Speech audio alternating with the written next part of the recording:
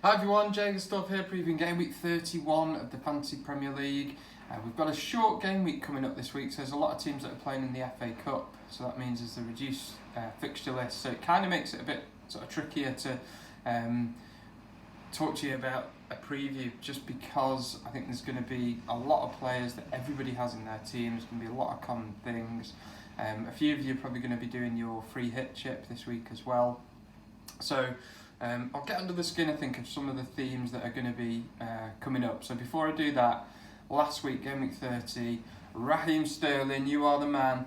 Hat-trick, I had him as captain, that's 73 points. Basically took 200k pretty much off my rank, so 488k, 488,000 overall, so that's a brilliant step forward. Shout out to Vardy as well, he bagged, was it about 16 points, so that's pretty good too. Basically everybody else got like one, which is pretty rubbish. So a few of you out there had pretty tough weeks, so commiserations if that was the case. But yeah, that was a real big step forward and restored my faith in FPL a little bit with that Raheem Sterling hat-trick. So that sets me up great going into these last sort of 8 game weeks now to really try and capitalise and take that forward. So like I said, kind of sort of tricky to give you a one-size-fits-all analysis for this week, because we've got people doing the chips, we've got people that don't have the chips, we've got people that will be wildcarding in game week 32, free hitting, doing neither, so it's kind of quite tough.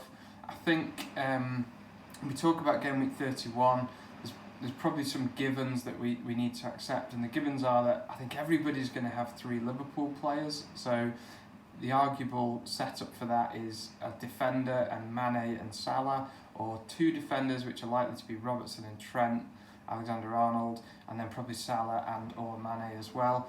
Doesn't seem to be much love for Firmino. I guess he comes at a kind of tricky price point, 9.3, something like that. You've got Vardy that's a bit cheaper, you've got the other alternatives, people like Wilson and Rondon, etc. So I can understand why not many people are going for him. And of course, Mane is the man on form. If you watched Liverpool last night in the Champions League, he was brilliant. Salah, by all extents, if you didn't watch the game, kind of quiet. I think he was a bit unlucky. There's a couple of runs he made where he could have broken free and created a shot on goal or a chance, but he did set up Mane for that last goal. And the thing that does stick with me is that he is on the penalties, so that does make a difference in FPL. So I think that's Liverpool. I think a lot of us have probably got Leicester players as a fallout from that start of that run a few weeks ago. West Ham, of course, have got a decent fixture at home to Huddersfield. I think the challenge with West Ham is that there's not really anybody in that team you wouldn't say that is a standout on-form option. Arnautovic, of course, is a popular pick, but he's found himself out the team. Whether or not he'll come back in at the weekend is a bit of a mystery.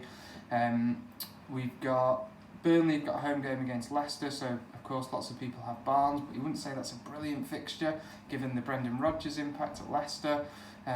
We've got the Newcastle, they're playing away at Bournemouth, of course, again not an easy tie.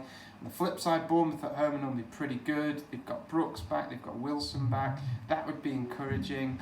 I think the other 2 names I'd be looking at Bournemouth are Fraser, of course, and the one I do like if you need a defender, I do really like Ake. He is a bit more expensive. Maybe if you were switching out Matt Doherty at Wolves, Ake would be a like-for-like swap. And what it is I like about Ake, he does seem to get chances off set pieces, does seem to get quite a lot of goals. And then the other tie, of course, the other tie we've not mentioned is Everton-Chelsea. I was really disappointed. I've just looked at the Chelsea squad for this trip away in Russia, and if you look at the weather here out the window in the UK, it's Storm Brian. Well, if this is what the UK is throwing at us, heavens only knows what they're throwing up in Russia. So probably not a very pleasant plane journey there and back. Heavens only knows what time they're going to get back on Friday. I'd assume they'll win that game. I guess Hazard may start on the bench. But at the same time, it's not easy. A trip over to Russia and then a trip over to Everton, of course, at the weekend. Everton's home form a bit patchy, a bit all over the place. So again, I do like the look of Hazard, but I mean, it probably means you can't have Mane as well, otherwise you maybe miss out on a Bournemouth player. The other thing, of course, I like about Bournemouth is they've got a great fixture in this game week. They've also got a good home fixture. I think they played Burnley in game week 33. So if you are looking at free hitting, that does give you that option of having a half-decent game week 33 squad when there's going to be likely, well, there will be gaps because of the FA Cup games. I mean, we'd expect people like Man City to prevail against Swansea, etc. So there will be some more blanks. So that's a bit of an analysis, which I think I've probably not reinvented the wheel there. It's probably some analysis pretty much everybody's arrived at, I guess, themselves. I think what is interesting is trying to work out probably when to play the chips from here. And another challenge is, with that in mind, if you do have your chips, do you free hit in 32, do you wild card? I guess it depends on the outcome of some of the FA Cup matches, so maybe you'll want to just stick before you press the button on that.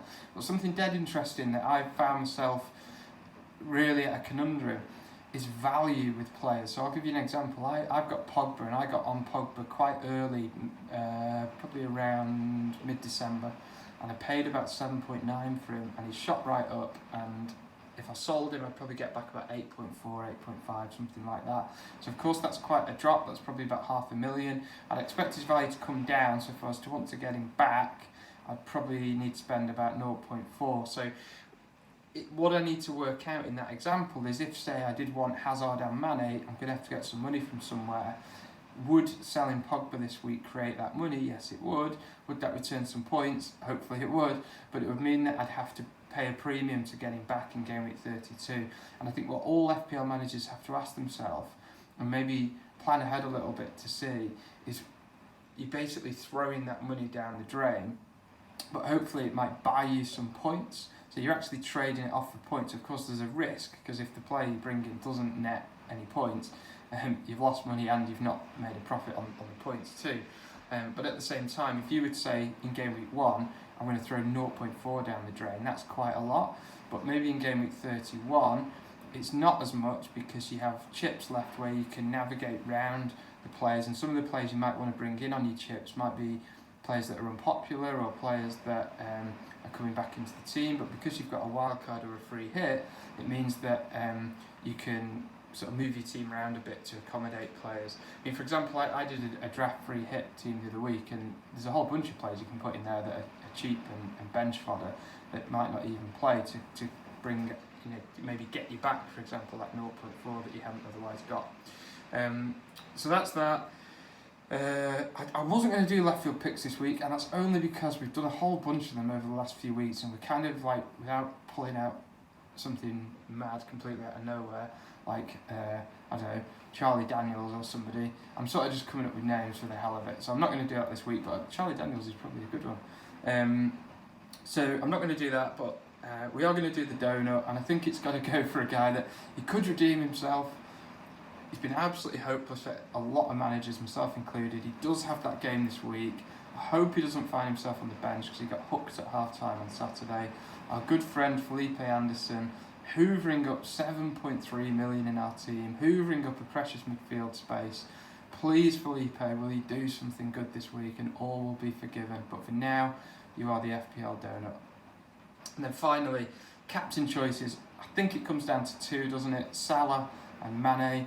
Who do we pick out the two? I think it's really tough.